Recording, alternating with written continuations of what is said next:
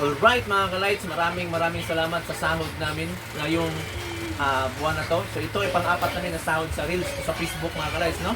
So ang sahod na ito mga ka-lights ay nakapagtataka lamang dahil dapat yung aming sahod pala pero bago yun, maraming salamat din kay Heavenly Father dahil sa kanya nakuha namin to. At ang nakapagtataka lang kasi yung sahod namin is $325. So yan, $325. Kapag i-convert mo yun sa dollar times 57 yan, magiging 18,500 yan. So bakit ito lang yung nakuha namin mga ka-lights? Ito.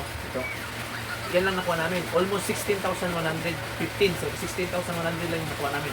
So ito ay 16,000 worth of ito pera namin lahat, 16,100. Pero kahit ganito pa man to, napakalaking tulong na to at maraming salamat. At alam ko, ito ay hindi lang dito, hinto to dahil kami ay magpapatuloy, magsisipag pa palagi. Kung nakuha namin itong pang-apat, alam ko may pang-5 pa, may pang-6 pa. At gusto ko ma-inspire din kayo mga ka-lights. Sana kayo rin, magsipag din kayo kung kayo ay nagiging content creator na at pumasok na sa Facebook o nagre-reels na.